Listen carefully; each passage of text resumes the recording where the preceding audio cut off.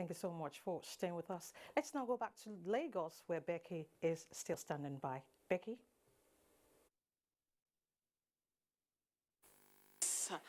Now, neighbors are supposed to watch each other's back and provide assistance whenever the need arises. In fact, some go the extra mile of treating their neighbors as extended family members because of the closeness that exists among them. But this cannot be said of the lady in the next report who betrayed her neighbor to kidnappers after she was promised 150,000 naira for rent. It happened in Akwa Ibom State, and Clement Barikiu was there when the victim's corpse was exhumed.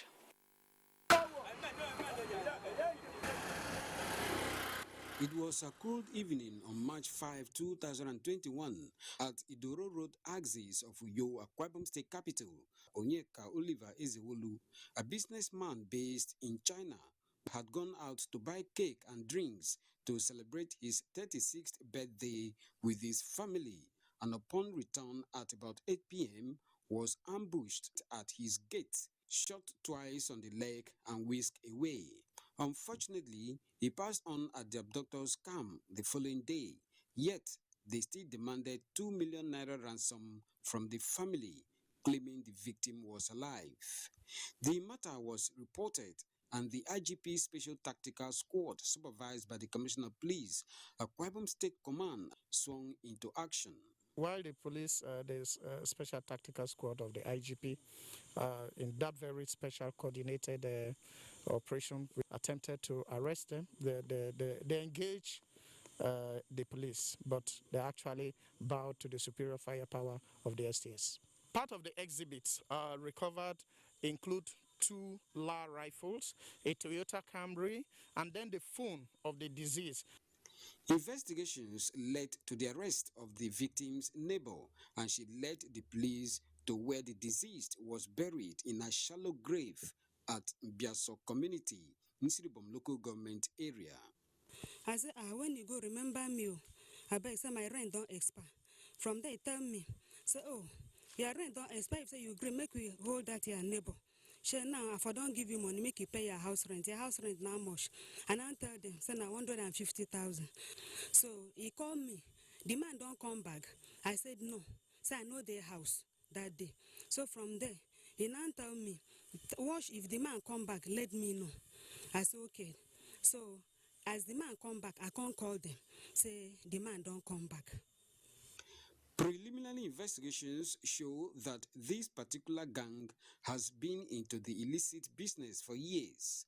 One of their victims to narrate his ordeal. We came to this place. At this point, I hit the waterfall. And they specifically told me that they've wasted so many people here. And if I know if this is not going to be the end of my route, they told me initially that someone had paid, that they've already eaten my money, that someone gave them 20 million to kill me. So if I want to redeem my life, I should give them 40 million. I told them I'm a civil servant, I don't have such money. The 36-year-old Onyeka Oliver Ezewolu left behind his parents, wife, and 6 children, including a 4-day-old child.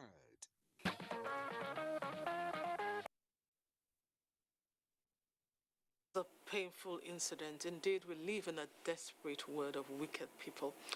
Moving on, 2 weeks ago, Mary Daniel Onu showed up at her usual spot by the roadside where she hawked drinking water to passers-by around Oshodi in Lagos without a premonition that she was standing on the edge of glory. You see, Mary is a physically challenged young lady whose story went viral after it was published by the Punch newspaper. I'm sure you are curious about the aftermath of that exposure. Well, I met with Mary a few days ago, and here is the latest. In case you missed it on social media, these are flashes of the film report that caught the attention of the world.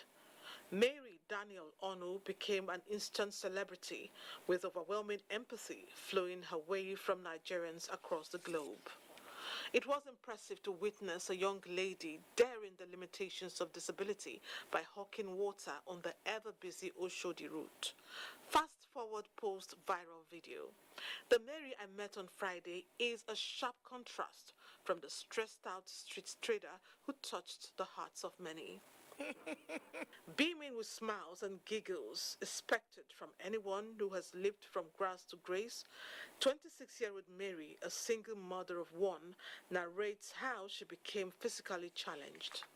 I was small that time. We were traveling to the village, me and my mom and dad. The motor just get accident to top of bridge. I'm the only surviving person in that car. Who just take me to the hospital, find my mother's phone and find my grandmother's number to call that so somebody have accident in so state, in Benue State, in Boko, they should come. Before they came now, they have already cut the leg because they say the leg is bad. Not one to idle by, feeling sorry for herself and depending totally on goodwill, hustling for her own money did not begin in Lagos. First of all, come to Onitsha to Ozu. From there, I enter Asaba. After Asaba, I came down to Lagos. So what were you doing in all these towns? I'm still selling that pure water. Your grandmother and your daughter are depending on you, right? Yes, yes. Like how much were you sending to them before? Sometimes every month, I'll gonna reach 20,000. So I'll give them 10,000, let them manage. Since Limelight located Mary, encouragement has come from high and low places. Strangers have been magnanimous especially. However, the donations have invoked the greed in specific individuals, allegedly.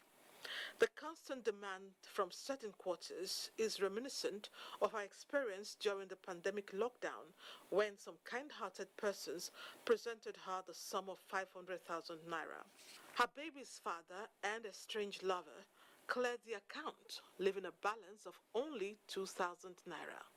Now that fate has smiled on Mary again, the man in question has allegedly been calling her number non-stop. Incidentally, during the interview, her phone kept buzzing with calls from relatives who had abandoned her since she lost her parents and leg 15 years ago. Change your number. But you can't change the number. In order to protect Mary from predators who are desperate to feed off her, the Lagos State Civic Engagement Department has taken charge of her rehabilitation. If she's going to get a second chance in life, then someone needs to guide her. Someone needs to be with her, and that's what the governor is all about. Mary is from Kogi, and the state government is also interested in her welfare. The personal assistants to the governor journeyed all the way to Lagos for this scheme. He said, go and find out where she is and get back to me. So that's where we are now. It is pertinent to ask if the special interest in Mary is just a photo op that usually precedes viral sub-stories, considering the fact that there are countless Nigerians currently in Mary's previous situation. Her story is different. It's different in the sense that everyone could see that she has a challenge. Ordinarily, so many people would use that as an excuse to, sit back and start looking for who would give them money. We'll call them dash and all those things. But you could see a lady who is so determined, who is focused. Fair enough, wouldn't you say? Going forward, Mary's plan for a better future is pretty basic. I want to open provision to be selling and then bring my grandmother out to my side and my baby to stay together and do the business together to manage our life. For now, Mary is being accommodated by the Lagos State government, with plans by the government of Kogi to ensure that her good fortune doesn't end up a flash in the pan. Yes, Mary is doing great and things can only get better. Moving on, for Kabal Abubakar, who never had the benefit of formal education, his talent could pave way for him. He recently showcased his technical abilities at the Ichiduno workshop in Katsina. Mohammed Salusi Awal will show us what Kabal displayed. This is the workshop of Ichiduno, where Kabir Abdullahi, otherwise known as Semondi, works as an apprentice before he could start inventing motorcycles. Though Kabir did not attend any formal education or training to learn how to make motorcycles, but was gifted with a talent. I source for the component locally with the exception of tires, rims, and engine, and I purchase from Lagos. It takes me about 3 weeks to complete one motorcycle. The 36-year-old told NTA Newsline that he started inventing bicycles before he thought of trying the motorcycles project. I started by constructing bicycle, later continued with this motorcycle. I spent about 100,000 naira to buy the component, and I sell the motorcycle at the cost of 170 to 180,000 naira. And I have made about 6 motorcycles in less than 1 year.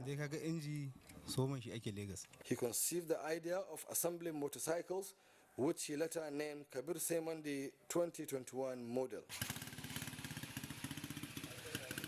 Kabir Semandi explained that his ambition is to be a large-scale manufacturer of various vehicles to provide job opportunities to the teeming unemployed youth in the state. He has so far employed 6 youth working with him. He said he will continue to promote homemade projects with a call to government to ensure that it encourages those gifted with talents for the development of the country at large.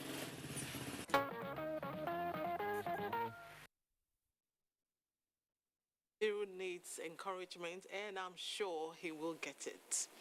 Now, a trip to the zoo or game reserve is incomplete without a view of the lions.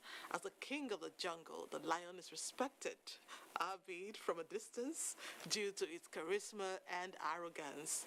But lions are also merciless predators, and we are duty-bound to fear them. So it was quite shocking when a family in Imo State adopted a lion. Yes, they did. Mary and Vincent Oko will tell us the basis of this novel arrangement. An animal as less privileged is almost unimaginable, as human beings are usually accorded such description, which sometimes results in the adoption of such individuals. So, when the invitation was extended to yours truly to witness the adoption of a lion, it sounded more like a joke, especially considering the present economic realities. Curious to find out who could be behind the adoption of the lion, we set out to the Imo Zoological Garden, Nekede.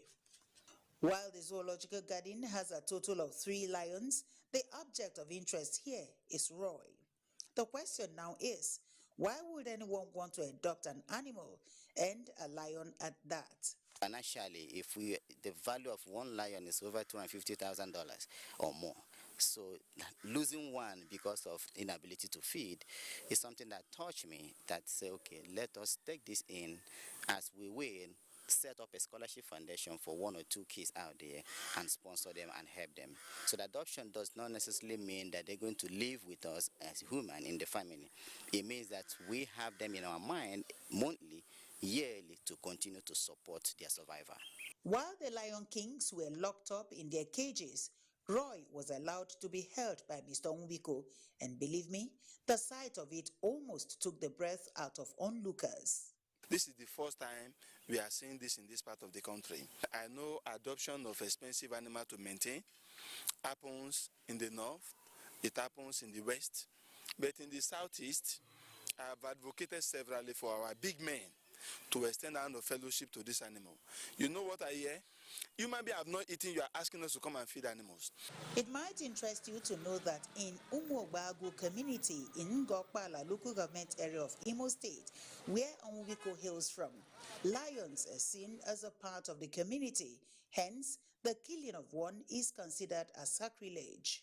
In Opala, it is a deity, sort of. If we go to our river now, and even interview any elderly man, we tell you that our lion are still alive in our river there. As a child, when we used to come to this water to take shower or fetch water, we used to hear their roar down into the jungle here. When you're standing here to fetch water, the vibration alone will make you drop your water and run away. But in all that roaring, we will hear it sometimes even very close. With this adoption, the sole responsibility of feeding and funding of other issues affecting the lion is now taken off the managers of the zoo. Though it will remain in the custody of the zoological garden, Roy can now also visit the adopted family once in a while. I here visit the adopted family. Let's wait and see. Now, the fortunes of two Nigerian families have been turned around by a leading disposable diaper manufacturer, Huggies Nigeria. Lee Neneke reports that one family was presented a house, while the other a car. Cash was added for extra effect. Take a look. Brand new house owners, paid in full.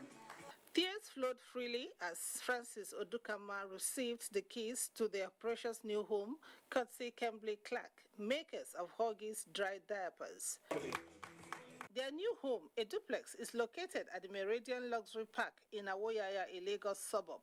They journeyed all the way from Umahia, Imo State, to accept the grand prize. She started scratching, according to her, and was sending the codes, mainly for airtime. So not until somebody called her and said she see me, that my baby won a house, I was like, could this be real? Could this really be happening in Nigeria? I said, okay, no problems. Let's follow it up and see what will be the outcome. And here we are today. Meet members of Baba Yonju family, also winners of a star prize. We say a very big thank you to Huggies. We pray that they keep their brands become the best brand in Nigeria, and they keep hitting new peak in their sales back to back. Organizers say the winners only had to purchase a pack of Huggies dry diapers, scratched the necessary spot, and stock gold. A simple assignment that led to this life-changing experience. We wanted to celebrate all our loyal consumers and give them a chance to win something big. So our consumers have won cash prizes, airtime, and today we gave away a free car and this beautiful house to two different families.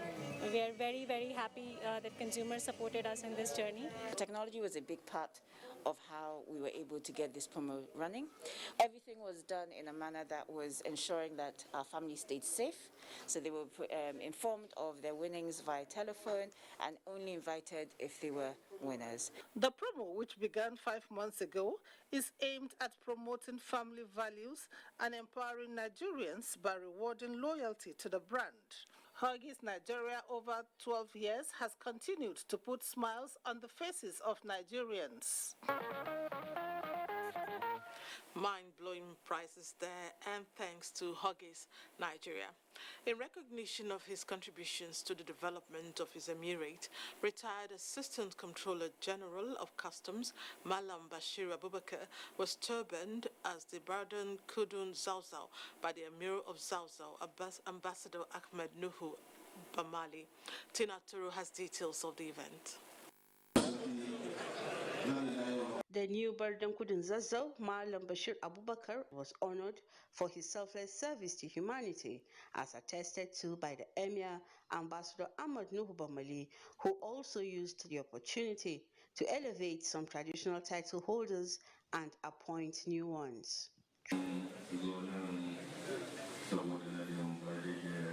Malam Bashir Abubakar has served the country well and has offered selfless service to humanity. He has also contributed immensely to the propagation of Islam.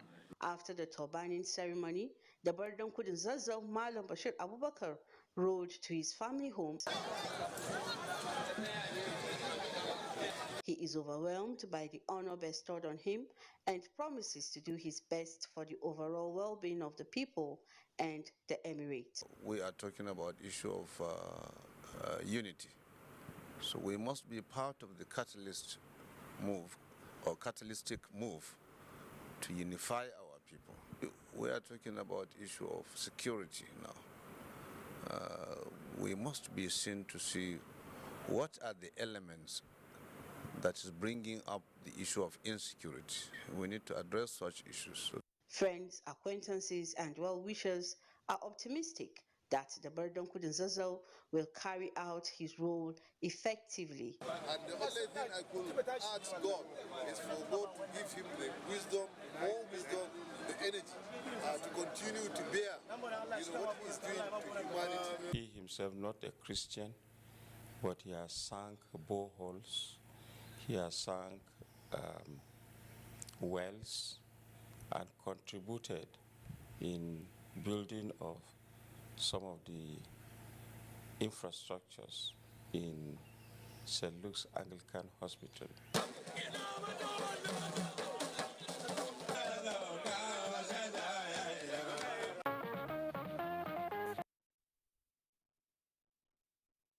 Congratulations to Malam, Bashir, Abubakar.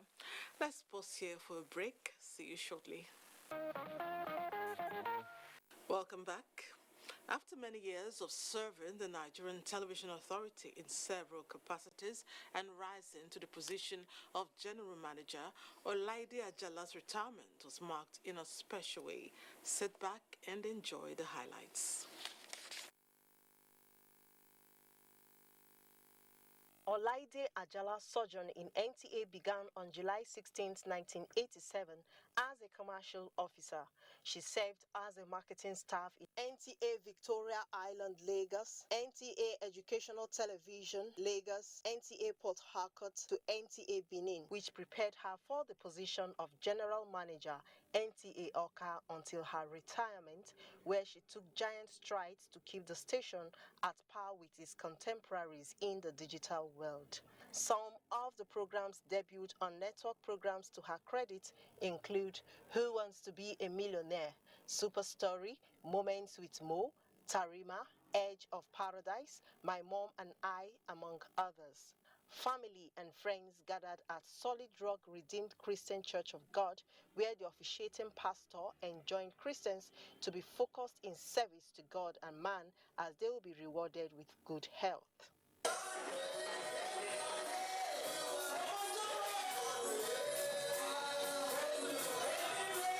Here are the sights and sound.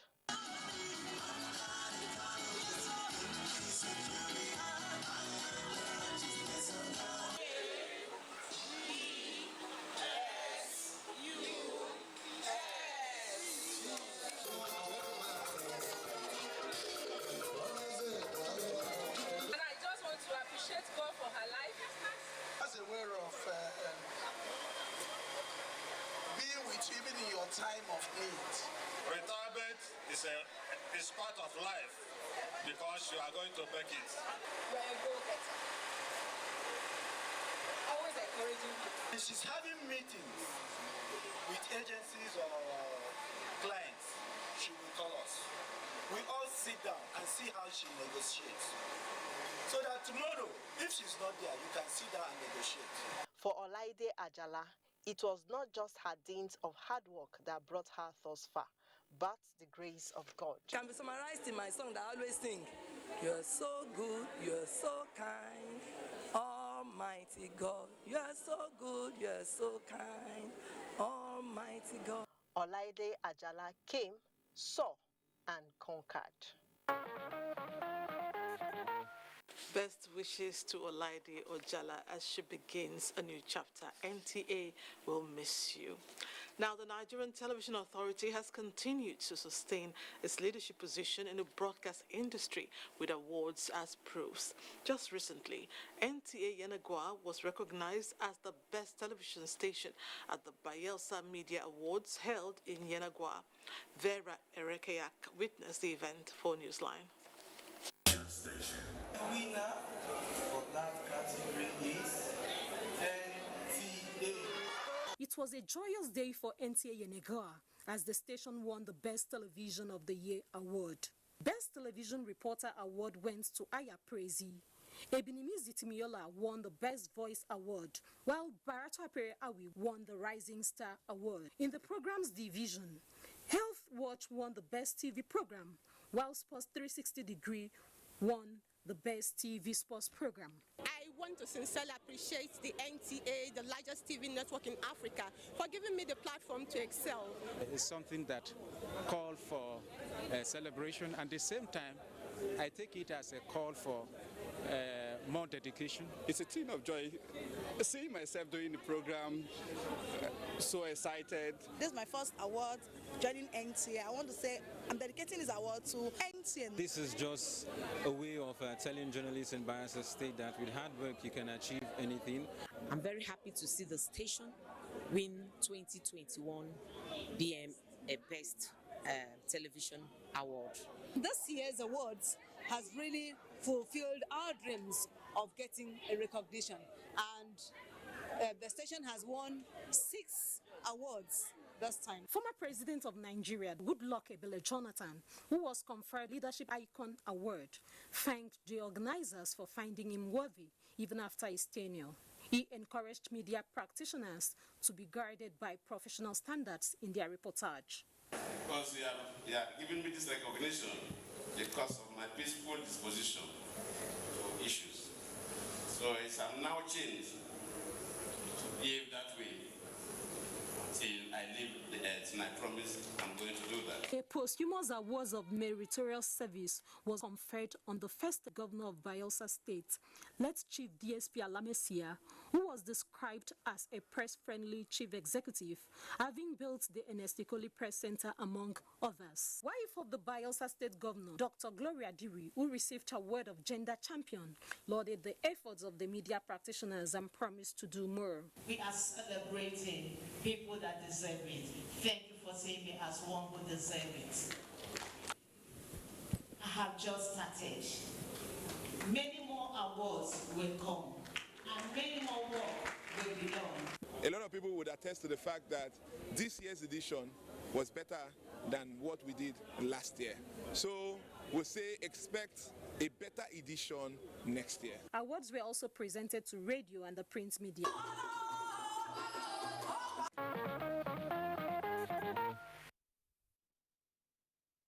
Ups to NTA Yenogwa and other awards recipients. Now, it is a fresh fish market that has been in existence for as long as residents can remember. Through the years, the market has maintained its reputation of stocking fresh and affordable sea animals. However, this commercial sport is in the news just now for a different reason. Anna Daniels tells us more. From a distance, the Oluwo Fresh Fish Market in Ekpe is almost devoid of the busy activities markets are known for. However, I was met with women very busy with their choice of trade, fresh fish business. We are calling this one Obokun Oniyeri. And this one Sonny Adeko. Yes, you heard right. The Oluwo Fresh Fish Market is awash with different fish sizes and prawns. All these are gotten from this body of water. This one is green 1,005 from now. If you like to travel by water, you can travel from here to Lagos. You can even travel from here to Ogun State. Those people that they resell it, they brought the fish from the fisherman. They now carry the fish to the top of and they resell it. Indeed, they are making brisk sales. The Oluwo Fish Market where I am right now is quite a bit high, but expected though. Not just are the fishes fresh, but they are affordable. However, not seeing them with their face mask or observing physical distancing has kept me wondering if they are aware of coronavirus.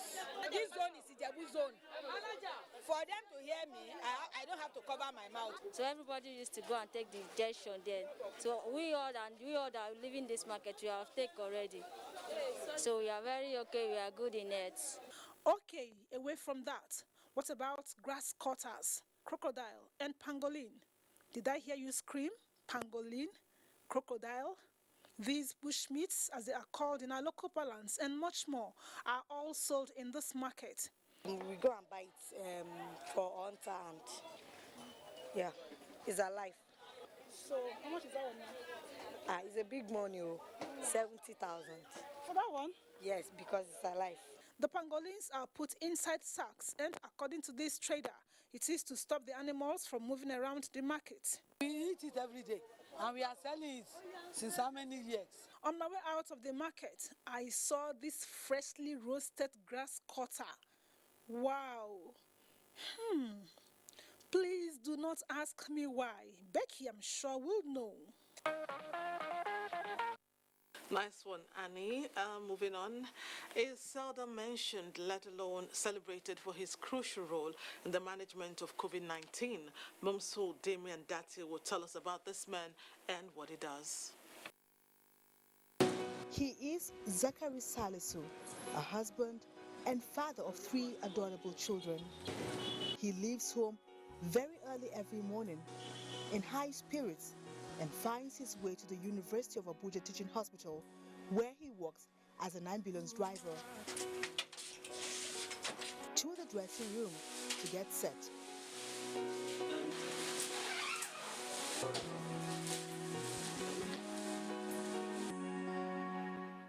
Today we start the job, so they say COVID-19, so I fear. So later on, I stay and give me this clothes, I wear and go come. So from there, I know the fear like before again.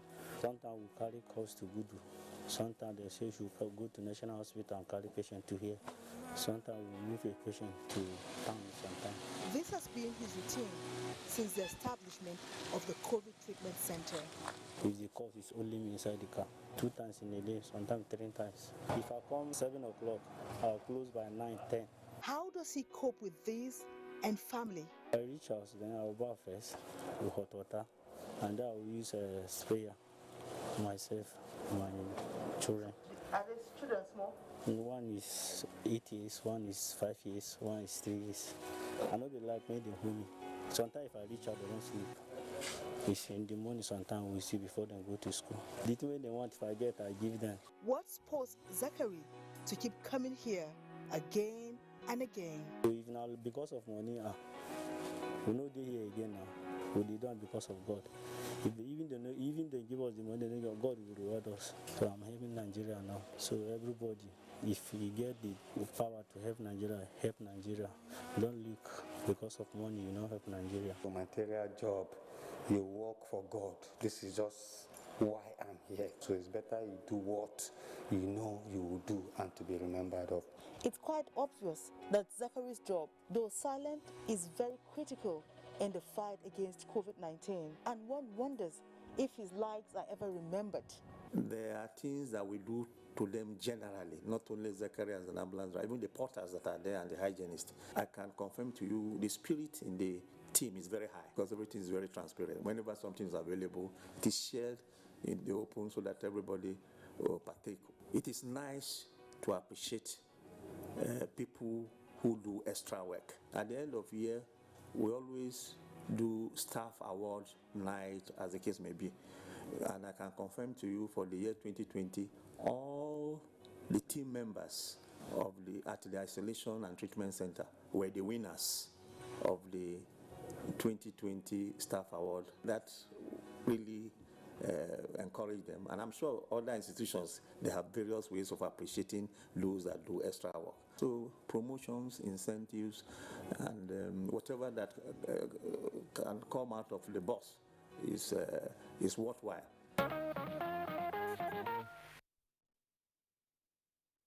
Commendation must go to Zachary and all frontline workers. The true measure of a man is how much love he gives and how selflessly he lifts everyone around him with genuine kindness. Those attributes were used to describe late Patrick Chukura Ichiduno, the first managing director of NITEL, who passed on at the age of 83.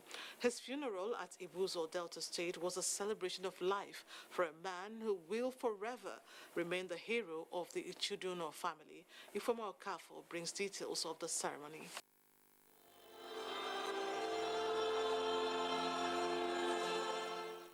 The journey home of the late Patrick Ichiduno began with a requiem mass at St. Monica's Catholic Church, Ibuza, Delta State. The officiating priest, Reverend Father Samuel Igwenwanne, said, "The prayer for the dead opens a gateway to eternity," as he described the late Patrick Ichiduno as a man of faith, a silent giver, and an epitome of humility. While Patrick Ichiduno was alive, he enjoyed playing the saxophone. Raising the sound of the saxophone reverberates through the church and the erection of a metal statue of a saxophonist in his compound.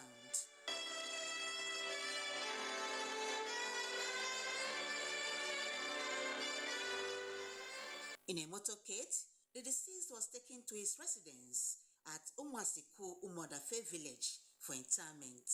He was our last line of defense when it comes to managing the family. He trained me right from my father died when I was in class 1 in secondary school. He brought me with the help of my mother till I finished my next level. He's a special brother to me. I will never forget it. He's a giver. If he has 5 naira, he will give out the whole money that he has. He makes sure that everybody went to school in the family. We lost our dad when we were very small. His children said his love left a memory no one can steal, and his death also left a memory no one can heal. He was a practical joker. There's always a lesson in every scenario which he always made us learn. As kids, what we learned from him was how to be a father, how to be patient with your spouse. As a community leader, he always preached peace and understanding and forgiveness. To other family members, Patrick Ichiduno was an exceptional patriarch whose absence has left indelible scars in their hearts. The baton of the family headship was passed over to him from my dad, and since he assumed that position in the fatherly role, is unsurmountable. He was very humble, very simple, but was just contented with what he has. You know, I think that's one that I like to emulate from him. The late Patrick Chukura Ichiduno was an engineer of repute and the pioneer managing director of Nigeria Telecommunications, NITEL.